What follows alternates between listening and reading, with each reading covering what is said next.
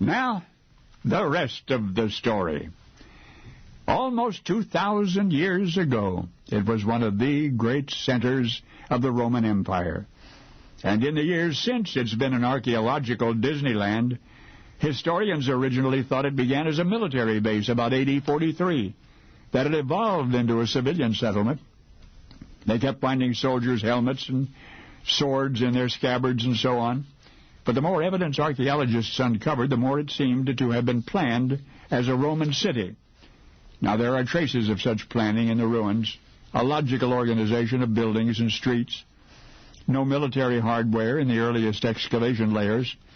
Current scholars also favor the date AD 50 for the town's founding because it appears the founders were Roman merchants in search of a deep-water port, and according to scribes of the era, the city had become a major center of commerce by AD 60. Many wealthy, powerful people of the Mediterranean would call it home, and they left much behind for antiquarians to ponder. Fine glass tableware, pottery bearing elegant designs. The city's first buildings were timber-framed. One structure, at the east corner of the main street, and what appears to have been the market square, was particularly large, 94 feet wide, 190 feet long. There were also a number of shops, it seems, with living quarters in the rear. So much was found, but something was missing.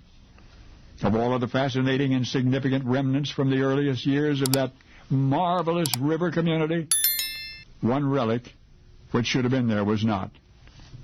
A bridge. A bridge, because the great Roman trade center required access by water and over land. There had to have been a bridge across the river, but where? Clues were abundant. Roman coins and other antiques had been dredged from the riverbed. Those artifacts framed a virtually straight line from one bank to the other, as though they had been dropped from a bridge. But there was no trace of the bridge itself. And also a major road led right down to the river's edge from the monumental entrance of the Second Roman Forum on the north bank. And so did the road simply dead end, or was there a bridge? Well, 27 years ago, November 1981, a team of 15 archaeologists digging along the banks of the river discovered a square box-like structure made of native wood, and they found it 30 feet down. No, there could be little doubt what they found was the original bridge foundation and part of the Roman wharf system, and so did the last piece of that ancient puzzle fall into place. The scholars now have a complete picture of the 2,000-year-old Roman city of Londinium, a thriving center of commerce, home for many of the wealthiest and most powerful people of the Mediterranean, even though Londinium was nowhere near the Mediterranean. That's right. What it became is the city of London. London, England. And the lost and found Roman structure, which once spanned the Thames River, the missing link, which almost took 20 centuries to find, why, that was the original London Bridge. And now you know the rest of the story. And now for the rest of the story. London is one of my very favorite cities to visit. I've been there several times and am itching to return. As a professional historian, I'm always in awe and a little overwhelmed by all of the information I try to absorb while I'm there. If you ever visit London, don't worry about trying to hide the fact that you're a tourist. Most of the fun and interesting touristy stuff is in close proximity to the River Thames and to the current London Bridge. Archaeologists have discovered the locations of two ancient fords a few miles upstream from the London Bridge, which were in use long before there was a settlement called Londinium, which evolved into London. Historians believe the first bridge at the site was built by the Romans in about AD 43.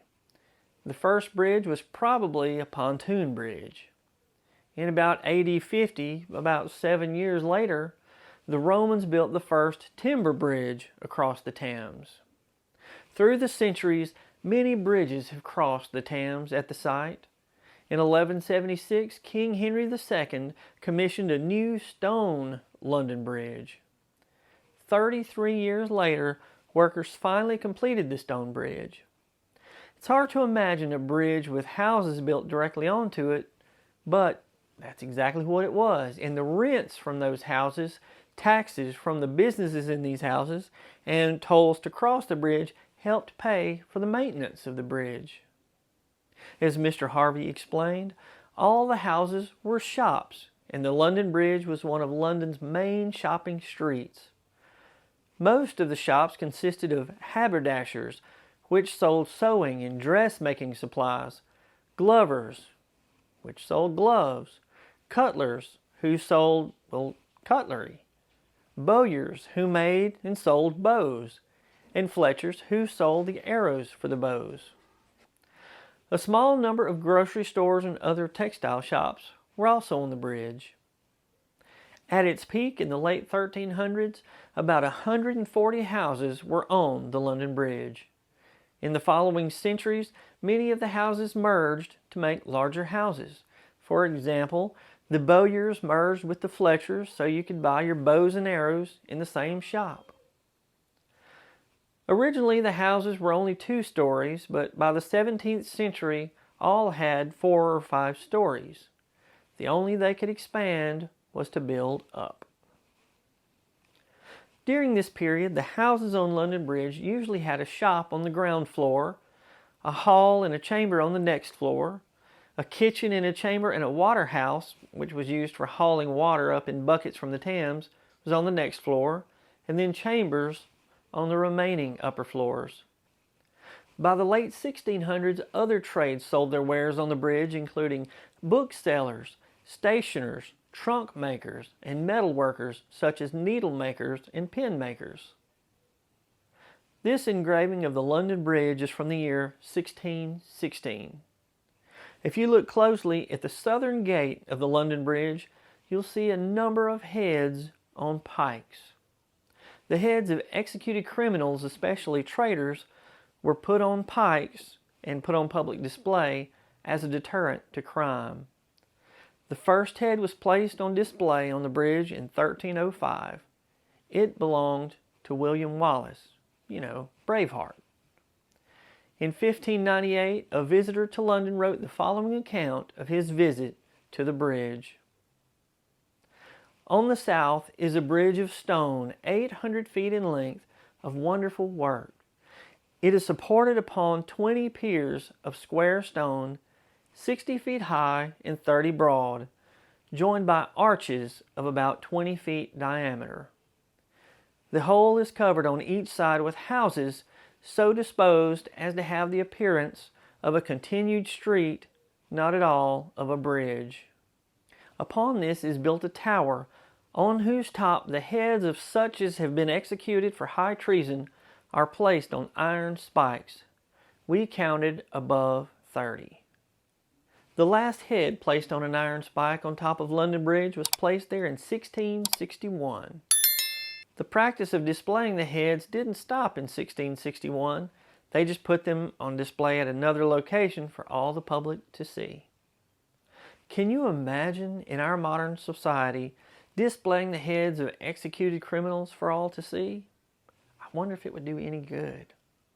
From 1831 to 1967, a more modern London Bridge stood in place of the medieval one. No houses were built on this bridge. In the 1890s, London Bridge was the busiest and most congested place in London. About 8,000 people crossed the bridge on foot, and some 900 horse-drawn vehicles crossed the bridge every hour. Every hour! Wow! Workers widened the bridge by 13 feet, but it did little to ease congestion. And there was another problem. London Bridge is falling down, falling down, falling down. London Bridge is falling down, my fair lady. Okay, I won't sing anymore. But actually, the bridge wasn't falling down, it was sinking. By 1924, the east side of the bridge had sunk some 3 to 4 inches lower than the west side. In 1968, the London City Council had no choice but to build another bridge. Rather than demolishing the old bridge, the City Council put the bridge up for sale. The council had little faith that someone would actually buy the bridge. A businessman from Missouri named Robert McCulloch just happened to be in London when the bridge was offered for sale. Mr. McCulloch recognized the opportunity, and on April 18, 1968, he bought the bridge at the price of $2,460,000. The bridge was carefully disassembled and each piece was numbered. 10,000 tons of granite blocks were shipped over the Atlantic Ocean, through the Panama Canal, to Long Beach, California, then trucked to Arizona. But let's back up for just a moment. In the 1960s, Lake Havasu was a tiny, isolated desert community in Arizona. There was no telephone service, no high school. On the lake, there was a trailer park, a marina, and a campground. In the summers, temperature reached a scorching 122 degrees. But Robert McCulloch had a vision. The land was dirt cheap. He hired the master planner of Disneyland, C.V. Wood, and they came up with a design for a new city. They began an advertising campaign in the Midwest in the middle of winter, when the temperatures were lower, and offered free flights for potential investors. They treated these potential investors like royalty, and the plan worked. London Bridge was part of that master plan. In October of 1971, after 3 years of careful, painstaking reconstruction, the London Bridge was rededicated at Lake Havasu City, Arizona. Many people thought Mr. McCulloch was crazy for buying the London Bridge, but it has become the second largest tourist attraction in Arizona, second only to the Grand Canyon. If you visit London today, take the time to cross over the Thames on the new London Bridge. Take a moment to think of just how long and how many people have been crossing the Thames at this very spot. Like its predecessor, the current London Bridge is not lined with houses, and thankfully, you won't see the heads of executed criminals on the bridge. I'm Brad Dison. Thanks for watching.